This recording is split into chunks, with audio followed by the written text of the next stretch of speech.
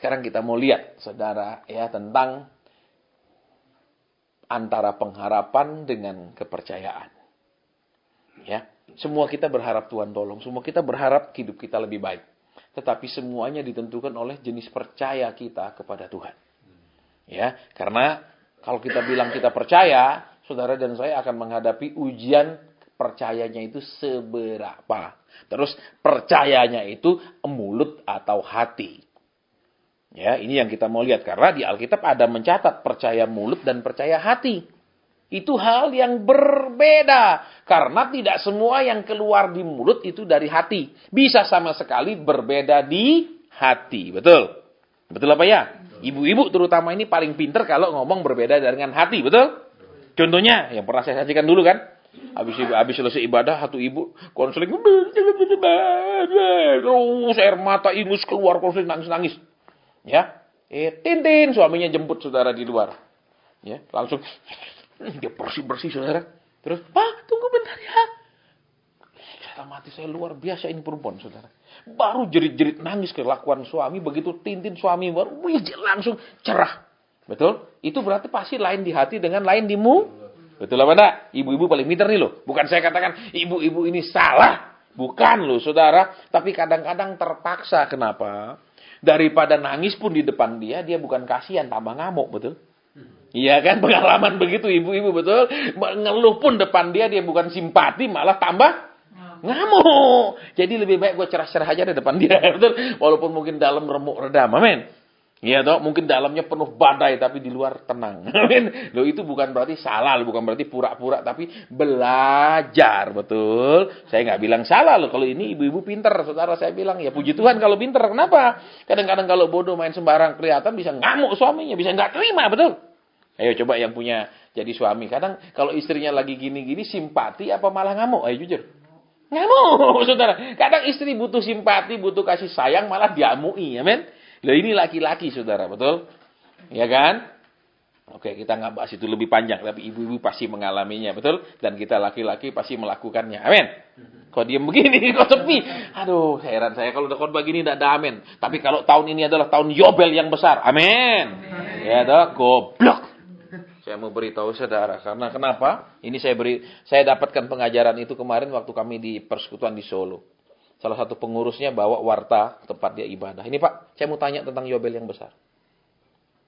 Ya, akhirnya saya kupas bersih saudara, karena itu maaf kata ya saudara ya. Kalau saudara dan saya sudah Kristen itu tidak berlaku. Kenapa? Oke, Yobel itu ada di dalam orang Yahudi. Tetapi di dalam sejarah gereja tidak ada pengajaran nanti sudah 50 tahun Yobel itu tidak ada. Ya, saya mau sampaikan sama saudara supaya ini sudah ngaco di banyak kota, terutama di Solo. Saya nggak tahu di kota ini, saudara, tapi saya yakin sama saja. Ya, sama saja. Karena kenapa? Sudah kehabisan bahan khotbah perjanjian baru, akhirnya khotbah perjanjian lama. Ya, sampai saudara kalau saudara baca ya dari sekian ahli teologi yang gelarnya tinggi-tinggi, ya, tentang perpuluhan itu aja ributnya tidak pernah beres. Ya, kalau saudara punya internet, saudara buka, saya kasih web-webnya, saudara baca sendiri di situ. Ya, mereka tengkar semua pakai ayat yang sama dengan penafsiran yang berlawanan sama sekali. Jadi apa? Memang perjanjian lama seperti itu sifatnya, saudara. Ya, tapi kalau perjanjian baru nggak bisa sembarang tafsir, saudara. Ya, lebih koridornya lebih sempit lagi untuk penafsiran yang sembarang. Oke, sampai mana tadi? Pengharapan dan kepercayaan. Karena orang yang berharap belum tentu percaya. Orang yang percaya juga belum tentu berharap. Dan orang yang berpengharapan sungguh-sungguh pun belum tentu benar-benar percaya. Dia sangat berharap tapi belum tentu sangat percaya. Ini yang akan kita perhatikan pada malam hari ini. Supaya kenapa, saudara? Supaya saudara dan saya jadi orang Kristen ini jadilah orang Kristen yang cerdas. Kan firman bilang di akhir zaman banyak nabi palsu, di akhir zaman banyak guru palsu, betul? Banyak lu ayatnya dia jadi guru palsu. Lah kalau guru palsu, saudara bisa bayangkan. Dokter palsu, coba berarti dia pernah sekolah kedokteran enggak? Enggak pernah, betul? Berarti dia punya izin praktek enggak? Enggak punya. Berarti dia ngerti enggak benar-benar kedokteran? Enggak. Lah kalau saudara tiba-tiba ke sana, bayang akibatnya apa coba? Iya dah? Tiba-tiba dia operasi saudara, kan cilaka, betul? Iya apa ya? Terus coba kalau guru palsu, bayangkan kalau gurunya palsu. Ya, saya pun pernah ngajar, itu sesama guru asli. Saudara, dia tamatan D4 pariwisata. Sedangkan saya tidak tamatan D4 pariwisata. Ya. Kemudian menjelang anak-anak ujian negara, ya, saya cek kesiapan mereka di ujian negara. Kenapa ini ujian negara? Saya katakan catatan-catatanmu keluarkan semua, saya mau cek karena kalian harus siap ujian negara, jangan sampai tidak lulus. Ya, oke, mata pelajaran ini coba buka catatannya. Saya kaget, saudara. Kenapa? Di kurikulum jelas ada ini. Di catatan anak-anak tidak ada satupun mata pelajaran itu tentang bahasanya. Jadi kalau kita pernah jadi guru, saudara, itu jelas ya. Pokok bahasan materi ini, terus pokok bahasannya apa, berapa jam dibutuhkan untuk pokok bahasan itu, terus pencapaian targetnya apa dari pokok bahasan itu semua ada. Itu kalau kita ngajar di kurikulum, saudara. Tidak ada satupun. Ya. Waktu itu yang saya kaget itu pengetahuan tentang imigrasi, bea cukai, ya, custom, quarantine, dan immigration. Jadi custom itu bea cukai, terus quarantine itu karantina, dan immigration. Itu ada pelajaran, saudara, di bidang. Saya tahunya apa yang diajarkan? Objek wisata. Ya, lucu, saudara, pengajaran tentang bea cukai kok hubungannya sama objek wisata? Hubungannya dengan peraturan pemerintah tentang pemasukan barang. Barang yang kena cukai, barang apa saja. Terus cukainya barang apa, sekian persen, barang apa. Itu yang diajar, karena nanti ujian negara. Dia tidak, saudara, yang diajar objek wisata. Terus apa lagi? Ngajar pengajaran tiketing. Ya, tiketing bagaimana kalau kita jadi buka travel, mengeluarkan tiket kalau orang pesan. Saya buka mata pelajarannya, tidak ada satupun bahas tiketing. Bahkan jenis tiket pun tidak ada disebutkan. Pelajaran yang paling dasar. Saudara bisa bayangkan. Ya, dia D4. Kalau D4 itu sarjana lengkap sudah kelasnya kalau itu. Tidak ada satupun pelajarannya. Saya katakan kalian pasti tidak lulus semua. Kalau di kurikulumnya ada, itu yang akan diujikan. Tapi yang diajarkan gurunya tidak ada satupun sama dengan kurikulumnya. Saudara bisa bayangkan, besok ujian negara, soal-soal anak-anak stres berat. Kenapa? Tidak pernah diajar semua. Tapi akhirnya apa? Besok kalau pergi cari kerja, dites bisa nggak kerja? Nggak bisa. Nggak punya kemampuan sama sekali. Kalau bayangkan kalau punya guru asli pun tidak sesuai kurikulum, remuk. Apalagi guru palsu. Saudara, saya sampai kaget, saudara. Ya, akhirnya hubungan saya dengan guru itu tegang. Kenapa? Lah dia ngajar nggak disiplin ilmu, saudara. Kalau kuliah ada yang ngerti namanya disiplin ilmu. Ya. Loh kalau belajar tentang imigrasi, CIQ namanya itu pelajarannya. Ya. Loh, ajarin anak-anak peraturan bea cukai. Ajarin anak-anak peraturan imigrasi. Ya, termasuk bebas visa negara mana itu harus diajar supaya jelas visa itu apa, jenisnya apa, supaya mereka ngerti. Tahunya nggak ada satupun. Itu pun guru asli, saudara. D4 bidang pariwisata. Lihat, ternyata nggak ada mutunya. Nah, sekarang kalau saudara dan saya akan menghadapi ujian kehidupan, menghadapi pergumulan, permasalah, dan lain-lain. Sementara kurikulum yang saudara dengar dari kami yang mengajar tidak sesuai dengan kurikulumnya Tuhan. Betul? Terus besok saudara hadapi ujian itu apa yang pakai saudara jawab? Bisa. Bayangkan coba saudara akan menghadapi, katakanlah, ulangan, tapi pelajaran itu tidak pernah diajarkan oleh gurunya. Bagaimana kira-kira bayangannya? Kira-kira? Ya, untung-untungan, amin.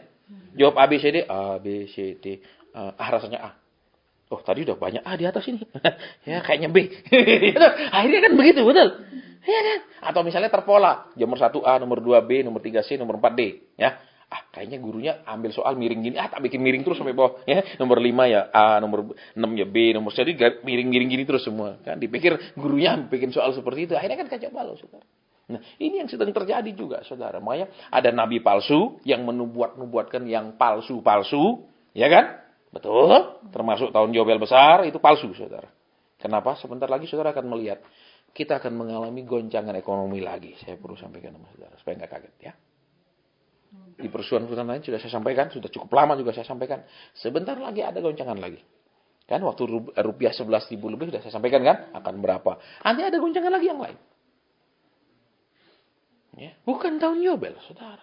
Kenapa Tuhan tidak bekerja menurut perjanjian lama? Yesus itu bukanlah Yesus perjanjian lama, Yesus perjanjian baru. Ya, jadi saya perlu sampaikan ini supaya saudara tidak langsung amin. Ya, di perusahaan kita yang lain juga saya sudah tindak. Ya. Kenapa? Ikut acara begituan. Ya. Terus saya katakan, oke. Kalau Anda besok ada datang lagi terus tanya-tanya saya masalahmu, tanya orang yang kau ikuti di situ, minta tahun Yobel terjadi dalam hidupmu. Karena kenapa? Saudara, saya perlu sampaikan sama saudara begini ya. Sistem kalender orang Yahudi itu ada 3 sistem, supaya saudara dan saya tahu. Ya, kalender yang pertama adalah kalender siklus 3 tahunan yang disebut dengan tahun Semita. Ya, tahun Semita itu adalah siklus 3 tahunan. Ya, tahun pertama, tahun kedua, tahun ketiga. Terus lagi tahun pertama, tahun kedua, tahun ketiga. Dia tidak menjadi tahun keempat, tapi 1, 2, 3, 1, 2, 3. Itu namanya tahun Semita.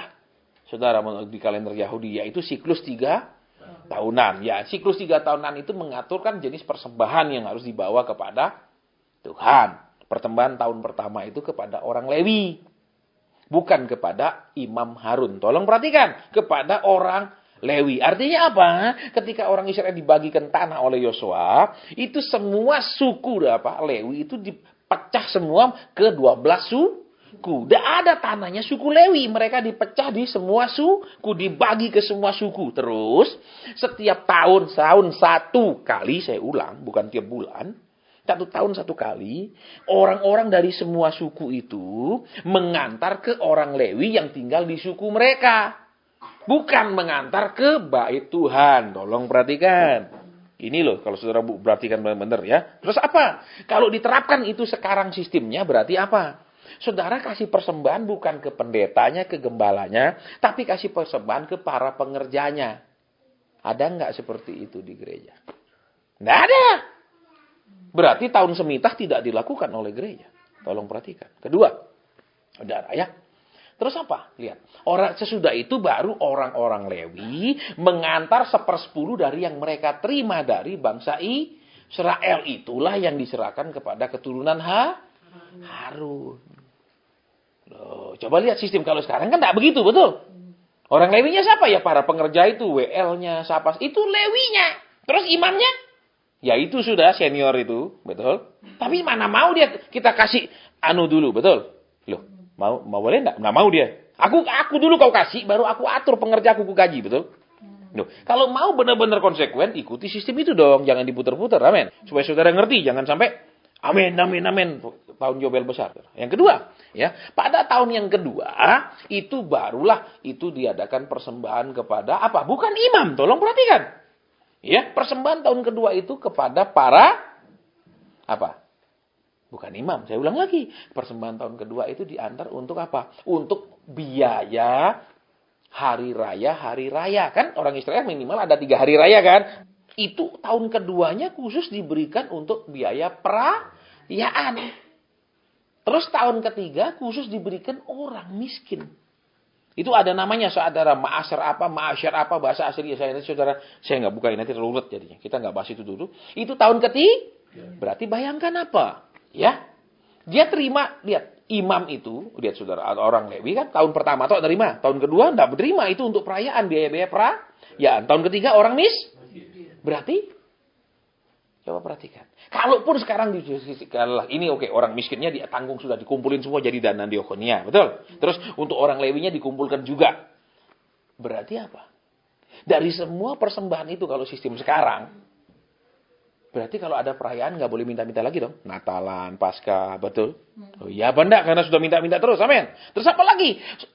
Tahun yang ketiga untuk orang miskin. Berarti persembahan orang Israel itu 1/3 kan untuk orang miskin, betul? Karena tahun pertama, tahun kedua, tahun ketiga. Kan 3 tahun nih.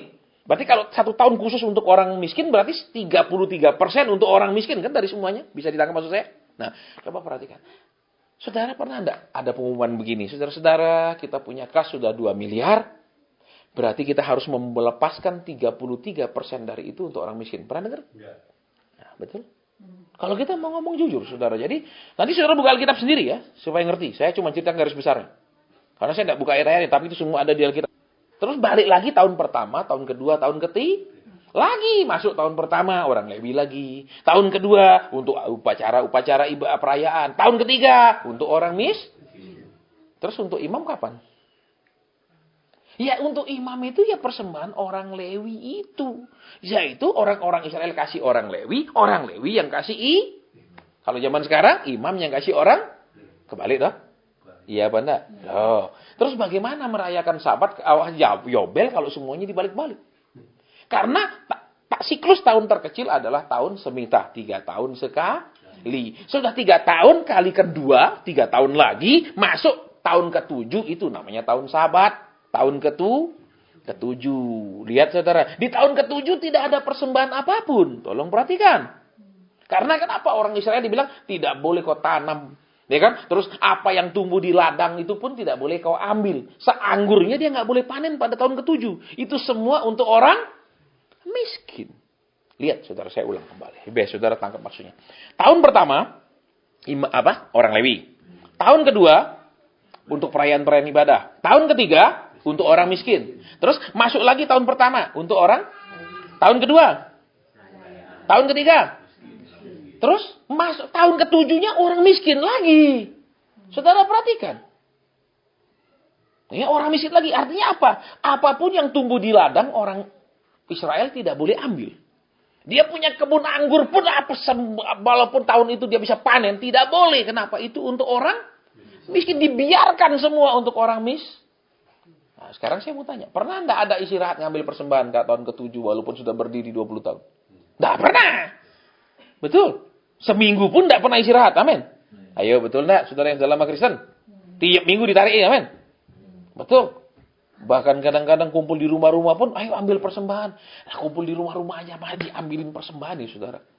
Ya, kalau Biston zaman dulu lebih cengli. Kenapa? Ya kan? Itu kadang kita harus persembahan untuk apa? Minimal meringankan yang punya rumah. Amin. Zaman dulu begitu. Kalau zaman sekarang, enggak. Itu semua disetor. Amin. Yang punya rumah harus keluarin ini, itu, gigit jari. Jadi beban. Amin. Loh, ini kita ngomong fair loh, saudara. Saya nggak ngomong bohong-bohong. Ya, ini supaya saudara dan saya ini mulai bekerja gitu loh. Jangan main percaya aja. Ya. Betul. Saudara, kenapa? Karena ada satu murid Yesus yang namanya Yudas, amin. Itu suka mencuri. Sudah mencuri, tidak puas, gurunya pun dia jual. Wow. Saudara, dia ini bisnismen yang luar biasa. Saudara, gurunya pun dia jual, amin. Dan ternyata laku loh Yesus itu dijual, saudara, betul? Betul. Lihat, imam-imam berani membeli Yesus 30 keping. Bisa dibelikan tanah yang luas, saudara. Loh, coba bayangkan, saudara. Ya, baik, kita nggak bahas itu dulu. Terus, sudah tahun ke-7, lihat, saudara. Ya, lagi. Tahun 1, tahun 2, tahun 3, tahun 1, tahun 2, dan 3. Tahun ke-7. 7 kali. Sabat itu baru Yobel. Nah, di tahun itu, saudara perhatikan. Orang yang sudah menjual tanahnya, itu kembali ke tanahnya itu. Tolong perhatikan. Karena buat hukum orang Israel, tanah itu nggak boleh dijual selamanya. Hanya 50 tahun. Tolong perhatikan. Nah, sekarang saya mau tanya saudara. Kalau saudara percaya pengajaran Yobel itu diterapkan di perjanjian baru, rumah saudara itu semua harus dikembalikan ke pemilik semula. Mau? Mau? Nggak mau tuh? Saudara, jadi ini sudah ngawur, saudara. Kenapa? Karena orang Kristen ini nggak suka baca Alkitab. Diajar apa saja sebaru dia amin-aminkan. Kenapa? Dia tidak benar-benar suka baca. Kalau dia suka baca, dia bilang, ini salah, ini nggak benar. Karena dia suka baca. Tapi kalau dia tidak suka baca, dibilang apa saja. Amin, glory. Apalagi ini tahun pembebasan. Amin. Loh, orang nggak mengerti, saudara. Tahun pembebasan. Di tahun ke-7 pun ada pembebasan. Ya, kenapa? Orang Israel yang dijual ke budak yang aslinya orang Israel itu pada tahun ke-7 harus dilepas. Nggak boleh dijadikan budak terus menerus. Nah, sekarang saudara perhatikan. Kalau saudara mau pakai tahun Sabat pun. Sekarang saudara punya masalah. Tunggu 7 tahun lagi baru saudara ditolong, mau? Mau. Nggak mau kan? Kalau mau kita akan doa malam ini khusus, saudara. Ya. Saudara punya utang, saudara punya problem supaya genap tahun Sabat dari masalah saudara baru ditolong. Mau? Kalau mau kita lakukan. Saudara, saya santai aja. Kalau saudara mau mengikatkan diri lagi ke perjanjian lama, kita akan doa supaya itu terjadi. Ya, terus sama lagi, saudara perhatikan. Di tahun itu, saudara, di tahun Yobel itu, ingat, orang-orang yang sudah menjual tanahnya kembali ke tanahnya. Tolong perhatikan ini, kata firman Tuhan. Nanti saudara buka sendiri, ada ayatnya semua. Mereka kembali. Bayangkan, saudara, kalau saudara punya beli tanah, beli rumah, terus saudara kembalikan lagi, mau? Dan itu gratis loh, saudara nggak boleh minta. Tolong perhatikan. Tahun pembebasan, dibebaskan, saudara. Jadi mereka yang dulu sudah jual, sekarang bebas, dia kembalikan. Mau? Nggak mau. Ini nggak pernah diceritakan sepenuhnya. Yang diceritakan cuma di tahun itu budak dibebaskan. Jadi kalau sekarang saudara sedang diperbudak oleh masalah, saudara dibebaskan. Tapi kan itu tidak hanya itu tahun Yobel. Ada yang lain-lain lagi yang harus dilakukan. Ya, saya itu kenapa? 3 tahunannya saja, tahun semitanya aja dia nggak lakukan. Tahun sabatnya aja dia nggak lakukan. Bagaimana tidak dilakukan bisa tiba-tiba tahun ke-50. Betul, saudara. Konsekuensinya harus mengerti. Makanya saudara coba lihat ya. Waktu Tuhan menolong janda Sarfat. Ya kan? Menolong Naaman yang kusta. Kenapa enggak nunggu aja tahun pembebasan? Betul? Loh. Halo. Lihat. Dan dua-duanya itu kan bukan orang Israel. Amin. Dua-duanya bukan orang Betul apa ya? Lah kalau orang Israel Tuhan pakai sistem 7 tahun. Oh, Naaman baru 2 tahun, tunggu 5 tahun lagi. Begitu. Jadi waktu Naaman datang bagi Nabi bilang, "Sorry, menurut kami kau belum, ini masih tahun sabat, masih lama, tunggu aja." Begitu. Enggak kan? Makanya 2 itu yang dilepaskan, betul? Walaupun begitu banyak janda di Israel. Tuhan Yesus yang bilang loh. Betul? Tapi Elia hanya diutus kepada janda Sarfat, orang kafir. Betul. Terus Naaman orang Syria. Iya kan? Kalau pakai sistem-sistem begini, saudara silakan nikmati. Ya, tapi kalau saudara ikut ibadah-ibadah seperti itu, saya sudah nggak mau doain, saya mau beritahu saudara. Kenapa? Saudara masuk ke siklus segitu, silakan masuklah. Ya kan? Coba sekarang saudara bayangkan, kalau sekarang saudara punya masalah tahun ini, ya kan? Lewat sahabat kan berapa hari lagi nih mereka bikin acara Yobel besar, ya. Terus habis itu baru berapa bulan saudara punya masalah, harus tunggu 50 tahun baru selesai? Mau? Go ahead. Ya, silakan nikmatilah. Atau bahkan saudara pakai sistem sabatnya 7 tahun kemudian baru dilepaskan. Silakan kalau mau. Ya, supaya ngerti karena ini sedang kacau saudara, ya. Sedang kacau, kita dibalikkan kembali kepada Alkitab perjanjian lama. Ya, makanya sulit sekali sekarang saudara ya. Zaman ini sudah zaman kacau, tapi jemaat senang kan, betul? Bahkan ada satu orang SMS saya, memang HP saya yang satu saya belum ganti saudara, masih BlackBerry. Kalau BlackBerry itu nggak bisa ada blacklistnya. Ya, kalau Android semua ada blacklist. Ya, Pak Asen, tolong Bapak doakan saya. Kiranya di tahun Yobel besar ini, saya dibebaskan dari ada. Saya mau beritahu, yang terjadi bukanlah pembebasan tapi guncangan. Bersyukur kalau saudara nggak punya banyak uang di bank, nggak pusing. Betul? Karena nggak ada uangnya di bank. Kalau ada uang di bank, pasti akan pusing. Saya nggak bisa bicara lebih lanjut tentang hal itu. Oke, sekarang kita lihat. Percaya dan pengharapan. Ya, baik, tolong duduk. Ya, kita akan lihat sekarang. Ya, Markus pasal 9. Markus pasal 9. Ayat ke-25 lebih dulu. Sudah? Markus 9 ayat 25. Berapa hari lalu saya sampaikan ayat ini di kota lain. Tapi tadi waktu menyembah, Tuhan suruh saya mulai dari ayat 25. Ada beberapa perbedaan yang Tuhan mau sampaikan. Walaupun dari berita yang sama, tapi perbedaan penekanannya. Ayat 25. Markus 9 ayat 25. Ketika Yesus melihat orang banyak makin datang berkerumun, ia menegur roh jahat itu dengan keras, katanya, "Hai kau roh yang menyebabkan orang menjadi bisu dan tuli. Aku memerintahkan engkau keluar daripada anak ini dan jangan memasukinya lagi." Saudara, kalau saudara perhatikan ayat ini aneh sekali. Kenapa?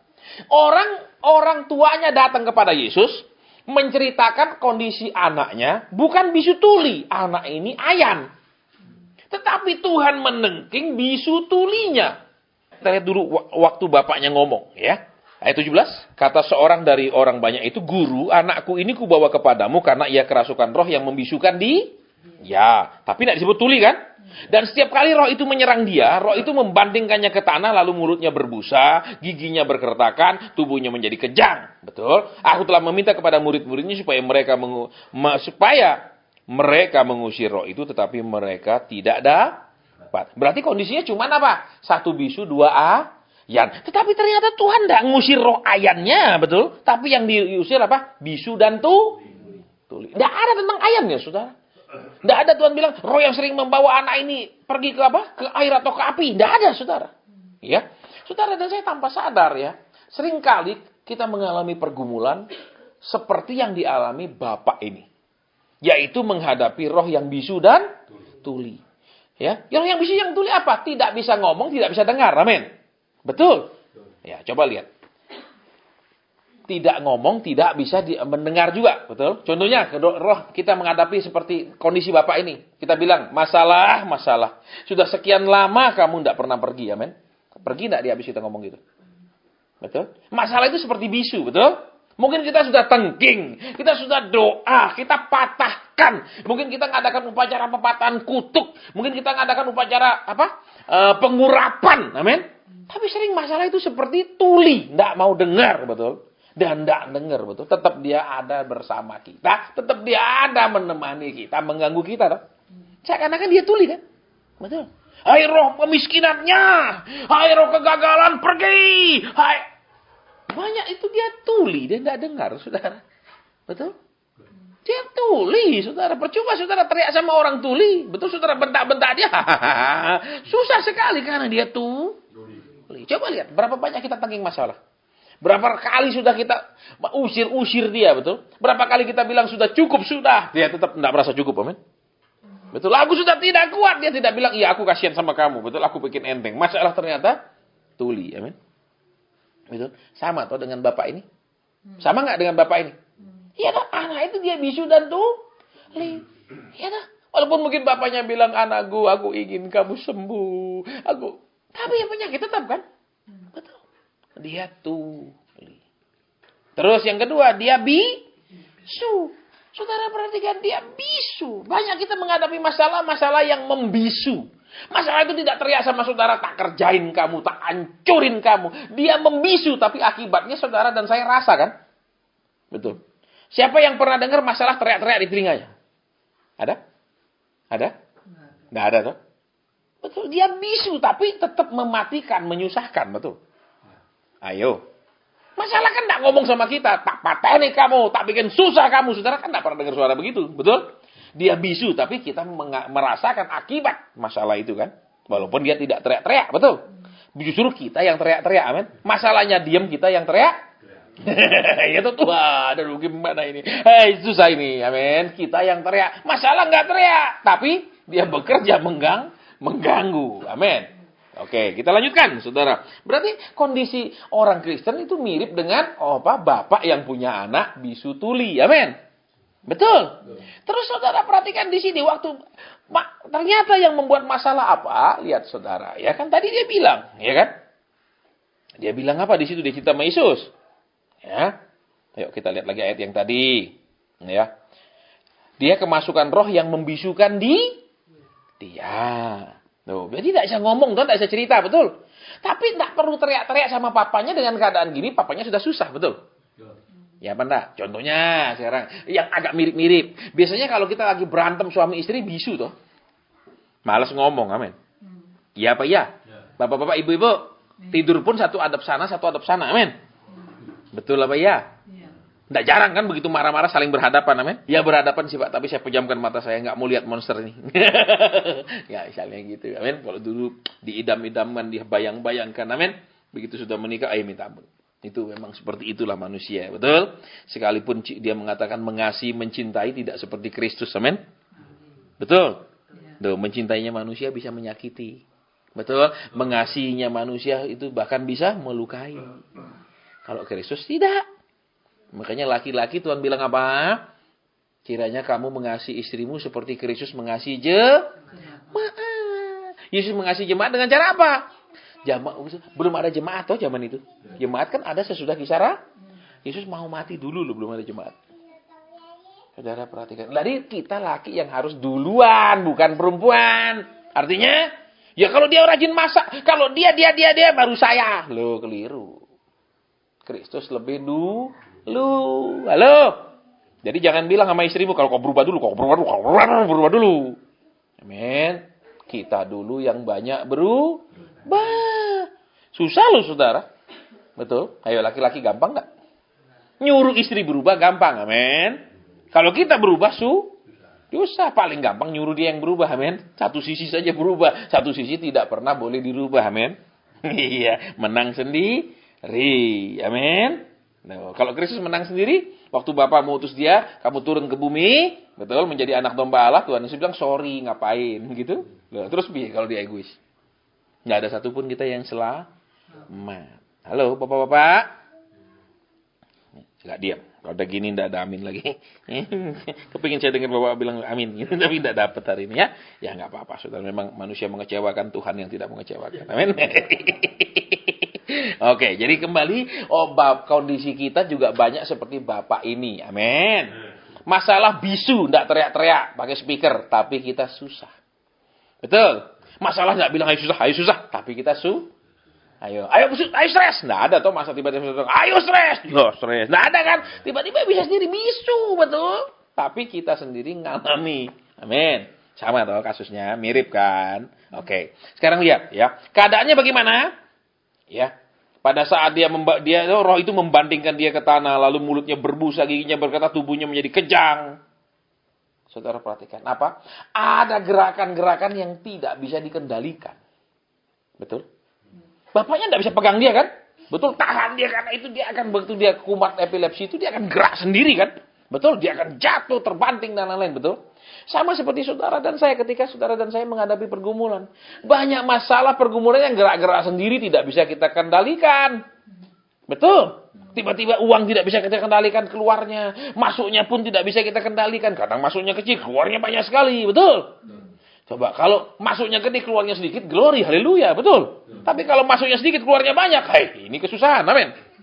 Loh, iya kan? Tidak bisa dikendalikan, dia gerak-gerak sendiri, dia menjadi liar, saudara. Banyak toh kita mengalami keadaan gitu. Banyak bagian dari hidup kita yang kita tidak bisa kendalikan, betul. Betul. Tubuh kita pun kita tidak bisa kendalikan. Banyak orang sudah rajin olahraga sakit. Ya, ada teman saya, ya. Karib, dia punya teman, ya, pergi naik sepeda, saudara. Udah sering naik sepeda, tapi hari itu dia pergi naik sepeda sama grupnya dia. Di Lindesterk. Separuh tubuhnya hancur. Jadi, kaki ini dari paha ke bawah, hancur terlindas. Nggak bisa diselamatkan. Karena pendarahan. Kalau cuma bagian bawah sini, kan, gampang diberhentikan pendarahannya. Tapi kalau dari sini, ke bawah, dihentikan dari mana pendarahan itu? Mati. Ya. Saudara perhatikan, bukankah keadaan kita, mungkin kita punya uang banyak, tapi banyak yang kita tidak bisa kendalikan. Betul. Mungkin kita, lah termasuk orang percaya, tapi banyak perjalanan hidup kita yang lepas dari kuasa tangan kita kan. Sama kan dengan Bapak ini. Saudara, terus kita akan lihat di bawahnya. Ya. Terus Bapak ini kan punya pengharapan, amin. Amin. Nah, yang menarik di sini coba saudara perhatikan. Ayat 21. Lalu Yesus bertanya kepada ayah anak itu, sudah berapa lama ia mengalami ini? Jawabnya sejak masa kecilnya. Berarti apa? Sejak dari dulu sekarang sudah besar, amin. Loh, anak dari kecil sekarang disebut besar, itu minimal puluhan tahun, amin. Bukan 1-2 tahun, betul? Lihat. Berarti sangatlah. Dalam kondisi dia susah pun, berpuluh tahun belum ditolong, amin. Amin. Masalah yang sama berpuluh tahun. Amin. Kok diam begini? Sama toh masalahnya anak ini ayan terus kan. Kumat itu toh. Satu toh itu toh. Dia tidak bilang. Terus sudah dia ayan pun dia larikan misalnya cewek. Misalnya enggak. Dia cuma ayan. Satu toh itu toh. Kan kumatnya. Betul. Saudara dan saya seringkali bosan menghadapi satu toh masalah berpuluh tahun. Betul. Betul. Kok ini aja yang saya alami? Ini terus tidak mari-mari, betul? Loh, orang ini sudah ngalami sampai towo, saudara. Mungkin sampai dia muntah. Kenapa? Masalah ini terus ngalami berpuluh tahun. Ayo. Terus kalau saudara dan saya baru ngalami 1-2 tahun, terus minta segera ditolong, minta segera dikeluarkan, betul? Loh, lucu tak? Lucu kan? Kenapa? Tadi udah jelas. Tuhan lebih tertarik merubah kita daripada nasib kita, kondisi kita. Kalau kondisi kita sekejap Tuhan bilang jadi, sekejap kaya. Tapi Tuhan tidak bisa bilang sekejap kau berubah. Tidak bisa. Kalau perubahan, Tuhan tidak bisa pakai kuasanya merubah, kuasa penciptaan. Dia hanya bisa memakai kuasa firman, pengudusan, pemurnian, pendewasaan. Tidak bisa pakai kuasa penciptaan. Kenapa? Jadilah engkau orang yang taat. Nggak bisa. Itu nggak bisa, saudara. Lewat apa? Dia menguduskannya dengan firman. Jadi lama prosesnya, saudara. Lama dan terus menerus. Tapi kalau yang lain-lain sekejap. Betul, orang sakit Tuhan bilang sembuh, jadi sembuh sekejap. Orang miskin Tuhan bilang dalam sekejap jadi kaya. Banyak saya ketemu. Ketika Tuhan mulai berkati dia, tidak lama, saudara. Semuanya berubah. Ya, tetapi untuk merubah dianya itu yang lama. Saudara, makanya karena Tuhan lebih tertarik merubah bagian kiri kitanya. Sedangkan kita lebih tertarik Tuhan merubah bagian di luar kitanya. Betul. Di luar kitanya apa? Rumah, duit, dan lain-lain. Di dalam kita, sifat, pola pikir, karakter. Itu toh yang di dalam kita. Dan masuk juga iman, ketaatan. Kan itu yang di dalam. Saudara, tapi coba selama doa banyak mana? Banyak yang doa untuk hal di dalam atau untuk di luar? Puji Tuhan kalau yang bilang, ya 50-50 Pak. Ya, walaupun itu juga tetap salah. Karena lebih penting yang di dalam. Sampai Tuhan beritahu dengan pengajaran yang sangat keras yang sampai saat ini percayalah tidak akan diajarkan di mana-mana. Apa? Tuhan bilang, ya kan? Yaitu doa Bapa kami, betul? Berilah kami makan hari ini secukupnya. Berilah kami makanan kami hari. Banyakan kita berikanlah kami makanan sampai mati nggak habis makan. Amin. Iya tuh. Iya mana, saudara? Loh, betul? Kan banyakan gitu toh? Betul, sehingga hari demi hari jarang kita berterima kasih, betul? Padahal kita masih bisa makan. Karena kita berharap punya makanan sampai kita sampai mati pun dah habis makan, amin. Itu. Nah, terus kita lihat lagi, yuk. Berarti faktanya apa, saudara? Dia menghadapi masalah yang sama bertahun-tahun, amin. Problem yang sama bertahun-tahun, pergumulan yang sama bertahun. Tertolong enggak? Tidak. Saudara perhatikan di sini, tidak tertolong, tidak ada perubahan, saudara. Ya, oke. Nanti kita akan lihat sebuah pengajaran yang besar di kata terakhir dari perikop itu. Itu yang sering dilupakan orang Kristen, saudara. Yuk, yaitu, yuk buka. Ya. Ayat 28 dan 29. Sudah? Ketika Yesus sudah di rumah dan murid-muridnya sendirian dengan dia, bertanyalah mereka, mengapa kamu tidak dapat mengusir roh itu? Jawabnya kepada mereka, jenis ini tidak dapat diusir kecuali dengan Lihat banyak sekali keadaan yang seperti tadi kita sudah dengar bersama. Itu tidak bisa diusir dengan pengurapan, terima penumpangan tangan, terima janji Tuhan, berdoa. Lihat saudara, ketika Yesus naik ke gunung, dia setiap kali dia pergi kemana itu dia pergi berdoa. Saudara, bukan lain-lain. Amin. Nah lihat sekarang. Saudara dan saya lihat. Banyak enggak di antara kita yang punya masalah yang persis sama seperti orang tua ini? Banyak kan? Keadaan yang tidak bisa dikendalikan, masalah yang bisu tapi menyusahkan, ya kan? Kita tangking dia tetap tuli, tidak mau pergi, ya sama tahu semuanya. Lihat, kenapa nggak bisa kita usir? Alkitab bilang jenis itu hanya bisa dengan bukan minta bantuan doa, diwakili doa, terima pengurapan dan lain-lain. Berdoa, siapa yang suruh berdoa? Tolong perhatikan. Loh, Yesus sudah berdoa, betul. Terus karena Yesus berdoa, murid-murid tidak perlu doa, terima urapan doa?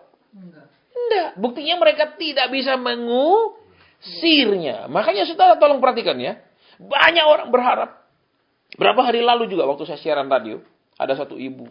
Pak Hasan saya mau jual rumah. Saya bilang loh ibu kan yang bulan lalu nelpon. Iya saya. Kan saya sudah katakan. Saya katakan. Kalau Tuhan tidak suruh saya doakan ibu jual rumah. Saya tidak akan doakan. Kalau Tuhan tidak izinkan ibu jual rumah. Jangan paksa kami terus suruh doakan. Banyak orang pokoknya saya mau jual. Ya tak bisa, kita ke Tuhan, dia mau jual rumahnya, boleh enggak? Setuju enggak Tuhan rumah itu dijual? Kalau tidak, tidak. Saudara, dia tetap ngotot, pokoknya saya mau jual. Saya bilang, saya hamba Tuhan, saya enggak bisa paksa Tuhan. Saya ini kuli, maksa bos dipecat. Betul? Saudara, tetap maksa. Terus dia jawab, ya kan Bapak dekat sama Tuhan. Duh. Saudara, ini loh, rohnya Lucifer itu seperti itu, tahu saudara? Rohnya iblis itu seperti itu. Sudah merasa sangat, lihat kan dia ada di dekat tahta Tuhan, betul? Alkitab bilang loh, saudara, betul? Karena dia merasa begitu dekat, dia merasa lama-lama apa? Hilang hormatnya sama Tuhan. Hilang apa? Segannya. Saudara pun coba, kalau saudara jadi atasan, terlalu karib sama bawahan, lama-lama ngelunjak loh bawahan saudara. Betul? Kita harus jaga jarak kadang sama dia. Bukan karena kita bos dia bawahan. Bukan. Kadang dia mulai kurang ajar. Karena dia merasa kita dekat. Oh saya dekat sama bos. Dulu saya sering saudara. Karena saya orangnya saya nggak peduli dia bawahan saya. Kita sama-sama orang kerja. Saya nggak pernah bilang saya atasannya. Waktu saya jadi manajer pun saya tidak pernah pakai baju. Saya pakai santai-santai aja. Sehingga orang nggak tahu saya manajernya. Pimpinannya di sini. Supaya kenapa? Kenapa? Dia bedanya cuma apa? Tanggung jawabnya. Dia bertanggung jawab di satu bidang pekerjaan. Saya bertanggung jawab atas semua bidang pekerjaan bawaan saya. Itu doang bedanya. Tidak ada bedanya yang lain, saudara. Ya, itu Lucy. Sedekat apapun saudara dan saya dengan Tuhan. Walaupun kita adalah anak, jangan sembarangan. Dia itu Tuhan, saudara. Bukan bapak kandung kita yang manusia besok mati itu loh. Kadang-kadang orang lupa, dia ngomong begitu sama saya. Kan Bapak dekat sama Tuhan. Oh, keliru. Ini Lucifer yang di dalam dia. Karena merasa sudah dekat sama Tuhan, terus paksa Tuhan. Aku mau begini. Loh, keliru. Jujur semakin dekat itu semakin takut. Semakin dekat itu doa pun tidak berani sembarang-sembarang. Minta pun tidak berani sembarangan. Saudara, semakin ada kegentaran. Ya, makanya salah satu nama Tuhan di Perjanjian Lama itu adalah yang disegani oleh Israel. Loh, itu loh saudara namanya, terjemahan bahasa Indonesia yang disegani oleh Israel. Itu saudara cari terjemahan bahasa Indonesia ada loh yang disegani. Ya, semakin kita segan, bukan semakin berani. Saya udah dekat sama Tuhan, saya rajin doa. Dalam nama Yesus, beri. Loh. Keliru, ini roh Lucifer yang masuk. Saudara, bukan Roh Kudus, hati-hati kita. Ya, terus ada satu lagi ibu pasien saya juga minta didoakan, saya mau jual rumah. Oke, kita doa. Saya bilang, maaf ibu, Tuhan bilang rumah itu waris. Apa waris? Iya pasien, saya mau wariskan ke anak saya. Ya sudah diwariskan, jangan dijual. Kok bilang mau diwariskan, kok mau dijual bagaimana? Iya baik pasien, kalau gitu saya wariskan. Ya wariskan rumah itu ke anakmu, nanti terserah dia mau jual atau tidak, itu sudah urusan dia. Tugasmu hanya wariskan.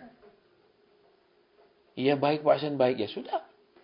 Saudara, jadi banyak orang lupa. Jadi ingat saudara, semakin dekat saudara sama saya dengan Tuhan, hati-hati. Bisa menjadi seperti Lucifer, bisa menjadi seperti Kristus yang begitu dekat tapi tetap takut sama Bapaknya. Tetap hormat. Jangan seperti Lucifer begitu dekat kurang ajar. Ya, wah, makanya lihat, Yesus disebut bintang timur, Lucifer juga disebut bintang timur. Saudara, iya. Kedekatannya itu bisa ngerusak loh saudara. Makanya hati-hati. Ya. Oke, kita lanjutkan dulu ya saudara. Makanya kalau saya sering bilang, Pak tolong saya mau jual rumah. Maaf saya tidak bisa doa seperti itu. Tanya Tuhan boleh enggak? Nih boleh kita doakan. Kalau tidak boleh jual. Ya, ada satu lagi juga. Ya, itu anak-anak perempuan. Pokoknya saya tidak mau lagi kerja di kota ini. Saya mau pindah. Dia berhenti terus kerja. Belum dapat pekerjaan dia berhenti. Terus gimana? Makan tiap hari kan tidak bisa berhenti, betul?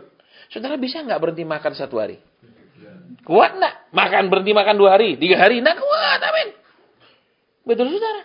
Dia berhenti. Terus apa? Pokoknya Pak tolong doakan saya supaya saya dapat kerja di tempat lain. Saya enggak mau di kota ini lagi. Waduh, saya bilang enggak bisa doa begitu. Ya. Kenapa? Itu rohnya Lucifer. Saudara, tiba-tiba hilang hormat kita sama Tuhan. Hilang takut kita sama Tuhan. Kenapa? Aku udah dekat sama Tuhan. Saya pun, walaupun saya punya karunia kesembuhan. Bahkan saya punya karunia mujizat. Orang buta mau lihat. Pernah. Tapi saya nggak bisa begitu lihat. Terus orang buta, apalagi terus banyak orang, jadilah kau melihat. Supaya kenapa? Kalau dia sembuh, aku jadi tambah keren. Nah, itu rohnya Lucifer meninggikan diri sendiri. Doanya gimana? Tuhan dia sakit. Terus, apa pesanmu buat penyakitnya? Bukan dalam nama Yesus, jadi sembuh. Wih, keliru itu. Itu ngawur, saudara. Ya, ingat Musa waktu memukul bukit batu? Tuhan bilang apa? Kau katakan saja kepada bukit batu itu keluarkan air. Tapi dia pakai tongkat itu betul, dia pukul. Terus sambil ngomong apa? Hai kamu orang durhaka, haruskah kami mengeluarkan? Kami mengeluarkan. Urapan pemakaian Tuhan bisa dipakai untuk kesombongan diri sendiri. Bisa? Yes. Dengan mudahnya, iya. Tetap terjadi mujizat, tetap. Tapi Tuhan kemudian bilang, kamu tidak boleh masuk tanah. Nah, ya, baik, kita lanjutkan. Yuk. Jadi kembali yang tadi, kenapa? Penyakit itu, pergumulan masalah yang bisu tuli itu loh. Tidak bisa diusir pakai wakil-wakilan. Amin. Tidak bisa juga diusir karena saudara dan saya sudah murid Yesus. Amin. Tapi bisa dengan bukan minta bantuan doa. Betul. Dia sudah bilang gini, ya karena aku belum mengimpartasikan kuasa doa. Amin. Ada begitu kalimatnya? Karena aku belum memberikan kamu apa? Pengurapan doa. Begitu? Tidak. Karena tidak berdoa. Berarti apa? Ya di sini saudara dan saya yang disuruh berdoa. Supaya roh bisu tuli itu walaupun dia tidak ngomong bikin sulit, bikin susah, walaupun maaf kata, ya, lebih parah lagi kita tangking dia dan orang mau pergi ya, men. Dia tuli kan? Supaya dia mulai taat. Berdoa. Makanya banyak orang, Pak Asen tolong doakan. Saya ngomong, sudah berapa jam berdoa? Ya 15 menit.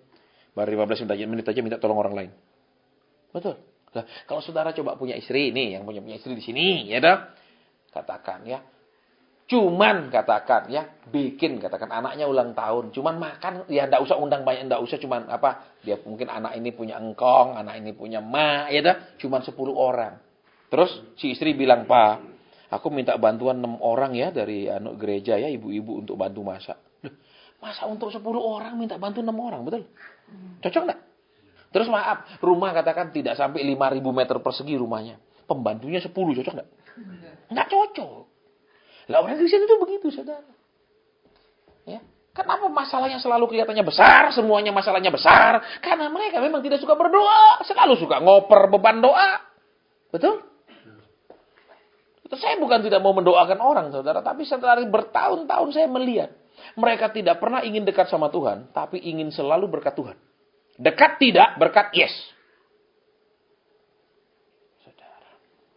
Terus hamba Tuhan, terus sebagai hamba Tuhan, karena kita seringkali merasa kita diberkati lewat anak Tuhan, lewat jemaat Tuhan, akhirnya kita turuti mereka terus. Kita merusak mereka, saudara, dengan tidak mendisiplin mereka. Ya, saya masih ingat juga waktu saya mengajar, saudara. Ya, karena itu sekolah perhotelan, orang perhotelan itu tampilannya harus rapi sekali. Saudara, ya, ada anak yang rambutnya ndak rapi, gondrong. Saya kasih tahu, gunting rambutmu. Baik, Pak. Oke, saya bilang, gunting rambutmu. Oke. Besok saya ngajar lagi. Tidak, masih gunting rambut. Gunting. Baik, Pak. Berapa hari lagi saya ngajar di kelas yang sama, saya mau gunting. Saya lihat dia tidak gunting. Saya panggil, maju kamu. Jongkok depan saya. Jongkok. Saya gunting di situ. Dari depan saya gunting pendek-pendek. Karena kalau saudara gunting rambut, supaya apa? Depan ini menentukan belakang. Kalau depan sangat pendek, tidak mungkin belakangnya panjang. Betul? Betul. Pasti ngikuti depan ke belakang ini. Kalau saya gunting ini belakang aja pendek, dia bisa tetap belakang di depan. Saya gunting habis. Waduh, jangan, Pak. Jongkok. Coba kamu. Gunting habis. Kenapa? Lu besok kalau ngelamar kerja, lu punya model begini, nggak ada hotel mau terima. Kamu paling jadi apa? Pengamen di jalan nanti. Paling kamu jadi apa nanti? Ya, pengemis. Paling jadi apa? Tukang tagih. Karena gondrong terus tato-tato kan untuk tukang tagih dia. Dia nggak bisa akan kerja di hotel, saudara mau diberi perhotelan. Orang lihat penampilannya. Serem-serem begitu. Ya, kita nggak bisa toleransi. Kenapa kalau toleransi besok dia nggak dapat kerjaan? Kalau toleransi besok dia susah. Salah adalah salah. Kita beritahu dia gini loh. Kalau kerja hotel ini harus penampilan. Kami pun dulu, saudara, waktu mau kuliah perhotelan. Ya, itu sudah lulus tes. Ya, tes pengetahuan, tes bahasa Inggris itu lisan, saudara. Bukan tertulis. Ada 3 orang yang menguji berbahasa Inggris. Jawab, nggak bisa ngobrol dalam bahasa Inggris. Baru boleh kuliah. Sudah itu apa? Sudah semua lulus. Sekarang berdiri di situ. Hadap kiri, hadap kanan, hadap depan, hadap belakang. Kenapa? Lihat posturnya. Nggak boleh yang bungkuk. Nggak boleh yang... Itu jelas. Saudara, secara fisik. Iya.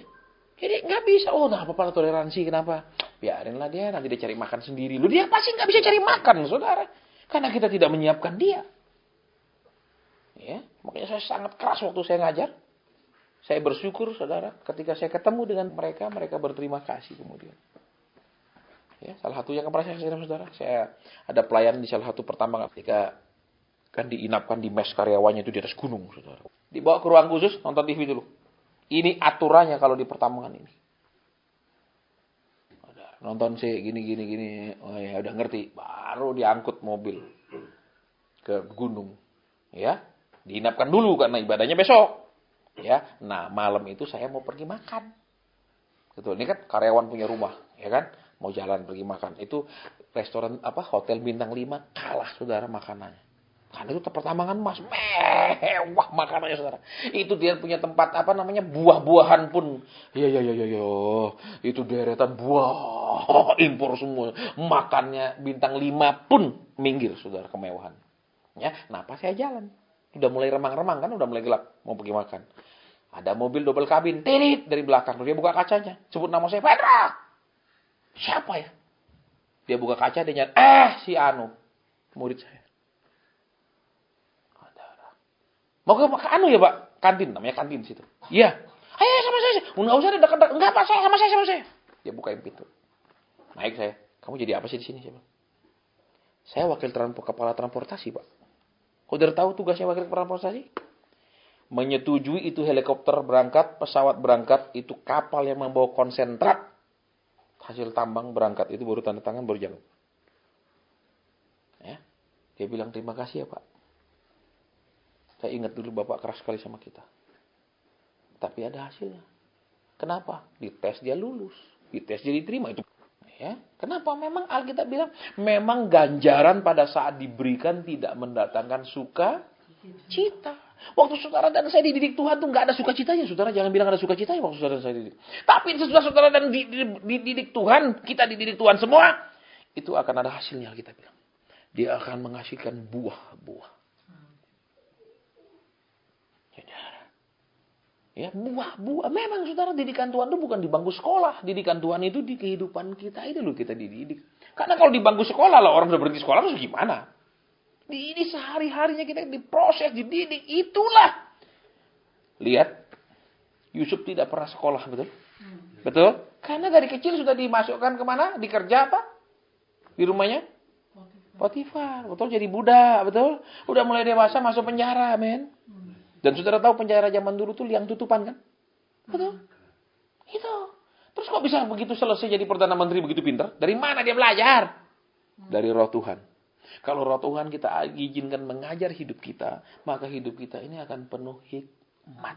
Roh yang luar biasa. Semua orang bisa, saudara punya roh yang luar biasa. Bukan hanya orang sekolah tinggi. Betul? Lihat lagi coba. Daud, kapan sekolah? Dari kecil mengembalakan kambing. Kalau sekolah piara kambing bisa, sekolah piara domba bisa. Mungkin sekolah kalau dombanya sakit ciri-cirinya kayak gini digendong. Dia tahu. Rumput yang paling senang dimakan dia tahu. Betul. Tapi ngatur negara mana bisa. Dia tidak pernah kok. Betul. Tapi ketika dia lulus dididik Tuhan. Saudara tahu Israel luasnya 6 kali lipat daripada waktu dipimpin oleh Raja Saul. 6 kali lipat wilayahnya dari waktu dipimpin Raja. Dia tidak pernah sekolah, tapi dia disekolahkan Tuhan.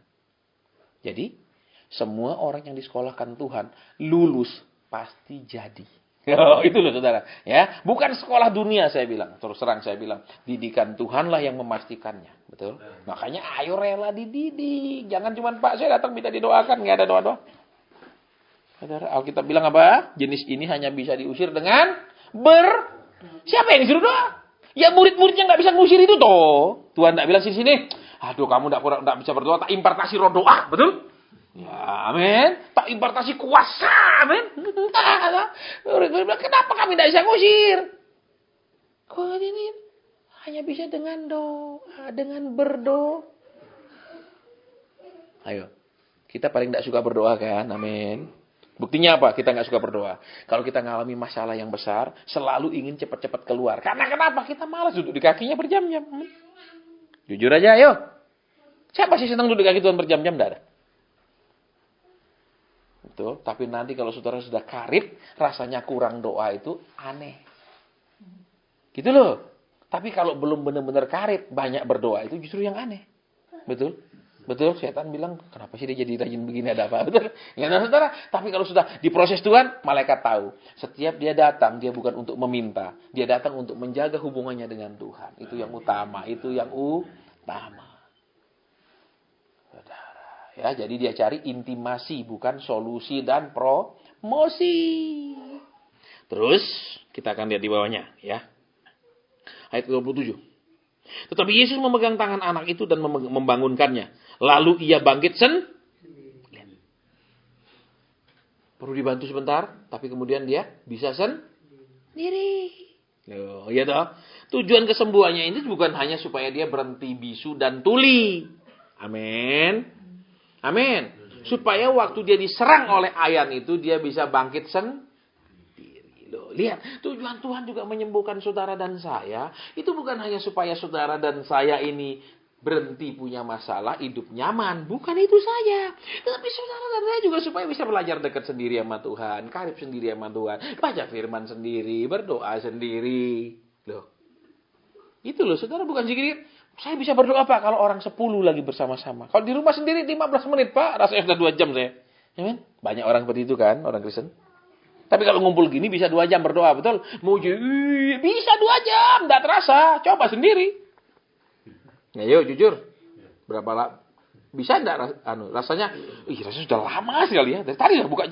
Baru 20 menit ternyata. Betul. Tapi 20 menit itu rasanya lama. Tapi kalau rame gini, muji bareng-bareng 1 jam itu baru paling rasa 15-20 menit, betul? Karena rame supaya bisa sendiri. Halo? Saudara. Ya, makanya bukan kita enggak malas doakan, bukan kita itu malas tumpang tangan, bukan, saudara. Supaya saudara dan saya bisa sendiri, betul? Walaupun berapa banyak rumah sakit, saudara juga perlu belajar sedikit-sedikit tentang pengetahuan kalau ada tiba-tiba sakit. Gitu loh. Iya dong. Supaya kenapa? Supaya kalau pas dibahas sebelum, supaya tahu tindakan pertamanya, supaya pas di rumah sakit, supaya tidak telat. Karena kan ada yang namanya golden time atau golden hour namanya dalam ilmu kedokteran itu. Ya, kalau telat dari itu, tidak bisa. Kalau masih belum telat, masih bisa tertolong. Itu ada. Nah, caranya gimana? Belajar dikit-dikit, baca ilmu kesehatan. Ya toh, tentunya kalau orang terus keringat dingin terus-menerus, pandangannya mulai kabur dan lain-lain, itu bisa gejala awal stroke, bukan masuk angin. Betul? Jangan harus dikerok-kerok. Saudara, orang mau stroke dikerok, cilaka, saudara. Ya, belajar. Oh, kalau gini nih sebenarnya gejalanya ini tidak benar. Terus apa? Kalau dia mulai merasa bagian tubuhnya silang bermasalah. Ya, contohnya dia pusing sebelah kiri, terus tangan kanan nggak nyaman, itu juga gejala stroke. Jadi, ngerti jangan pusing, tak pijet Pak, paling nih salah tidur. Orang stroke kok salah tidur. Saudara, belajar sedikit supaya kenapa? Jadi ngerti cepat-cepat bawa ke rumah sakitnya atau cuman apa? Loh, itu toh. Betul. Walaupun banyak dokter di rumah sakit, amin. Walaupun banyak hamba Tuhan, ya toh. Cuma di Kota Malang ini, ya kan banyak gereja di Kota Malang ini. Tapi saudara dan saya juga harus belajar sendiri. Halo? Enggak semua suruh hamba Tuhan. Paling kalau saudara datang disuruh apa? Ya, kami akan doakan. Terus apa? Ya, saudara harus banyak berdoa. Harus lebih tekun. Harus lebih persembahan lebih banyak. Betul? Betul. Loh, ada orang sakit datang ke hamba Tuhannya. Pendetanya bilang apa? Kamu kurang bayar perpuluhan. Loh. Saya langsung begitu di sini, saya bilang, coba tanya pendeta itu, kalau sudah bayar perpuluhan, jamin tidak sakit. Berani tidak kasih bikin surat, ada jaminan? Tidak berani pasti. Itu semua ngayal, saudara, semua bohong. Selalu dicari-cari, selalu tentang persembahan. Kalau tidak kasih persembahan, akan sakit, jadi miskin, gitu, segala macam. Heran saya. Ya, saya punya teman banyak yang nggak pernah bayar perpuluhan, tambah kaya, saudara. Saya mau beritahu saudara, tambah sugih. Bahkan berapa bulan lalu dikasih saya lihat, pasien saya mau bangun hotel, ini gambar-gambarnya. Yang mana yang paling baik? Dia nggak bangun hotel bintang 1, 2, 3, saudara. Bayar perpuluhan, tapi tambah kaya. Ya, tapi saya banyak punya teman bayar perpuluhan, tambah miskin. Banyak. Terus terang saya bilang. Ya, satu orang berapa bulan lalu konseling sama saya kan? Pak Asen, apakah boleh itu membayar perpuluhan dengan cara menjual lemari? Duh, saya tanya, saudara. Ini waktu itu saya siaran radio, dia telepon saya. Bagaimana ceritanya? Iya Pak Asen, saya ini gajinya tidak cukup makan. Ya, tapi saya kan harus tetap bayar perpuluhan. Jadi, yang gaji saya itu semuanya cuma pas-pasan, nggak ada lebihnya. Tapi saya harus bayar perpuluhan. Kalau saya pakai uang saya, gaji saya nggak cukup makan. Jadi saya jual lemari-lemari saya untuk bayar perpuluhan. Loh, saya bilang itu salah. Kenapa saudara itu salah? Karena kan sering orang bilang, sekarang kalau saya menjadi petani, saya beli bibit, terus saya suruh orang menanam. Terus waktu panen juga saya bayar orang memanen. Saya belikan pupuk, betul? Katakan begini gampangnya ya. Katakan totalnya habis 500.000 beli benih dan lain-lain. Terus dari panen saya dapat 2 juta. Apakah perpuluhan saya itu dari 2 jutanya? Banyak hamba Tuhan bilang, iya. Itu salah. Kenapa saudara? Karena Alkitab di dalam bahasa Inggrisnya lebih jelas. Kalau setiap ada pertambahan kekayaan, berarti apa? Modal 500.000, dapat 2 juta, berarti bertambahnya berapa? 1,5. Dari situ hitungnya kalau di dalam bahasa Inggrisnya. Bukan dari 2 jutanya. Lah coba saudara bayangkan kalau buka toko katakan ya. Katakan buka toko. Jual barang 1 juta. Untungnya 100.000. Katakan begitu. Ya katakanlah untungnya 100.000. Betul? Terus harus kasih perpuluhan dari harga jual 1 juta. 1 juta. Berarti 100.000 juga. Lah saudara makan pakai apa? Itu salah saudara. Kan saudara diajar gitu betul? Dari total salah. Itu perjanjian lama saudara. Sistemnya begitu. For every increase of your wealth. Setiap ada pertambahan kekayaanmu. Itu loh saudara. Ya kalau modal 500 jadi 2 juta, tambahnya 1,5 juta. Bukan tambahnya 2 juta, betul? Itu loh, orang kadang nggak ngerti saudara. Dan itu pun di perjanjian lama. Karena di perjanjian baru tidak ada. Tolong diingat itu, saya ulang kembali saudara. Perjanjian baru Yesus tidak pernah mengajarkan perpuluhan. Perjanjian baru sejak gereja didirikan saudara. Zaman mulainya Kisah Rasul tidak ada rasul satu pun mengajarkan perpuluhan. Ya karena ini nggak pernah dibuka dengan terang-terangan, semuanya ditutup-tutupi. Perjanjian baru hanya mengajarkan apa? Oke, bagilah kekayaanmu dengan apa? Hamba-hamba Tuhan. Oke, 1. Kedua, kau harus mendukung hamba-hamba Tuhan yang berjalan keliling mengajarkan firman. 2, memberikan kepada penginjil-penginjil. Terus apa? Engkau harus belajar membalas budi orang tuamu. Dulu kita dipelihara pakai uang juga kan, tak pakai mulut doang. Balas budi kasih orang tua. Walaupun orang tua mampu, balas budi. Bukan bilang dia mampu kita nggak perlu kasih loh, ngawur. Ya kan? Lah saudara aja punya uang, senang nggak dikasih tambah uang sama Tuhan? Senang nggak ditambahin lagi? Ya senang toh. Saudara, terus apa lagi? Tuhan bilang bantu orang-orang miskin, karena orang-orang miskin selalu ada padamu. Itu disuruh bantu. Terus apa lagi? Kau bantu janda-janda yang tua, kasih Rasul Paulus, betul? Terus apa? Anak yatim piatu. Itu saja yang Alkitab perjanjian baru sebut. Nggak ada sistem perpuluhan. Saya mau beritahu saudara. Ya, makanya gereja Katolik tidak pernah lagi mengajarkan, menekankan perpuluhan. Kenapa?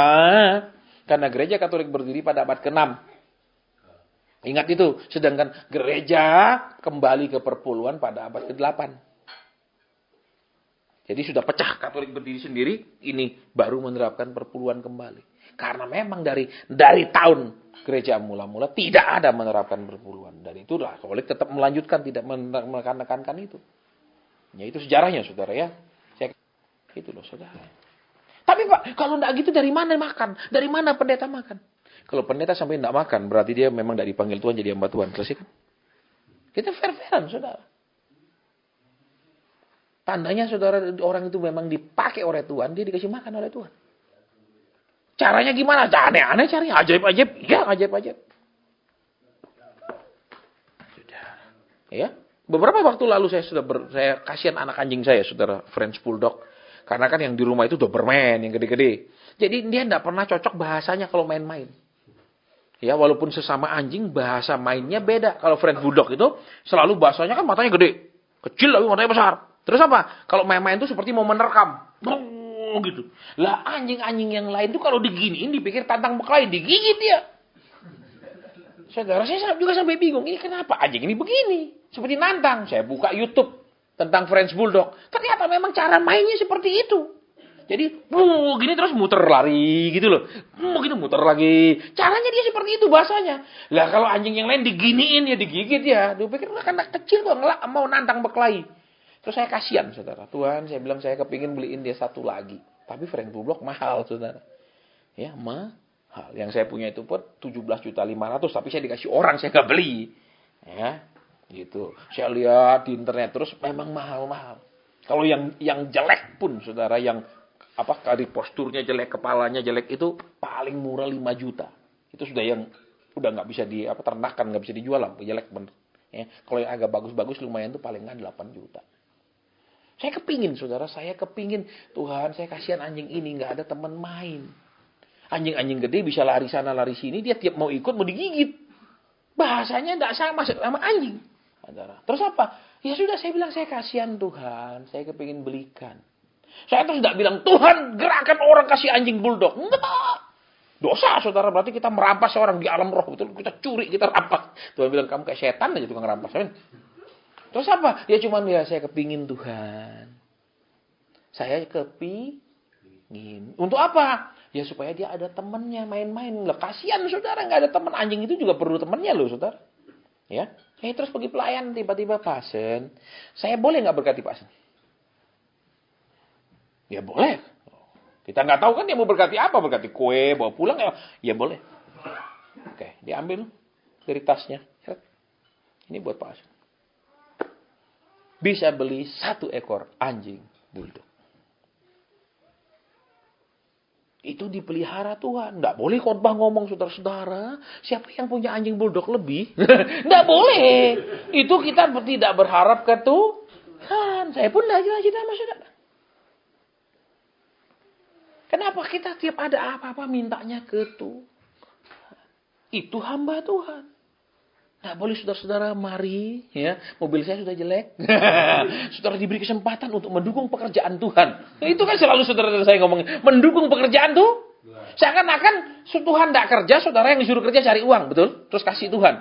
Betul? Berarti Tuhan itu pengemis. Toh, duduk gini ayo, belas kasihan. Begitu toh. Selalu alasannya untuk pekerjaan. Dia tidak mengharap Tuhan bekerja. Kenapa? Hamba Tuhan tuh cuma ngomongnya ke tuannya. Nggak boleh ngomong ke anak-anak tuannya. Kalau ngomong ke anak-anak tuannya itu namanya minta. Saudara. Terus kalau tuannya kabulkan dia minta ke Tuhan, ya Tuhan berarti oke. Tapi kalau dia minta ke anak Tuhan, berarti dia tidak pernah minta persetujuan Tuhan, setuju atau enggak. Yang penting aku minta sama anak-anaknya. Tapi kalau minta ke Tuhan kan nunggu, Tuhan setuju enggak. Kalau Tuhan setuju dia kasih aku, kalau enggak berarti aku enggak dapat. Begitu loh saudara. Itu ya seperti itu. Oke. Jadi sekarang dilihat di sini. Ya, yang terakhir tadi Tuhan bilang apa? Lalu ia bangkit sendiri. Ayo saudara dan saya ini punya masalah dan lain-lain dan lain-lain. Tuhan mau, oke lah Tuhan bantu dia sekarang ya. Yuk.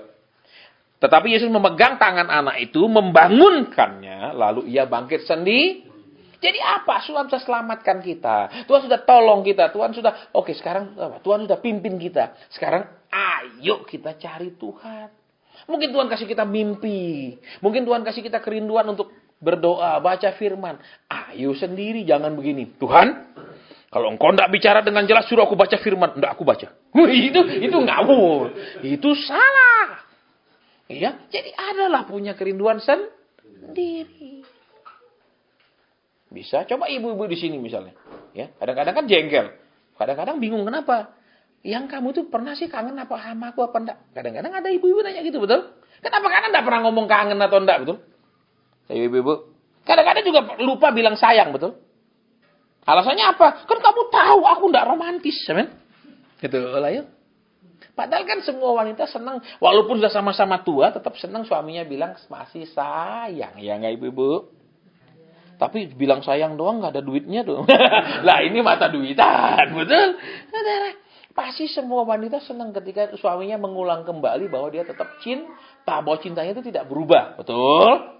Lah teruslah diperkatakan. Ngomong cinta itu kan nggak bayar. Betul? Tindakan cinta bayar. Amin.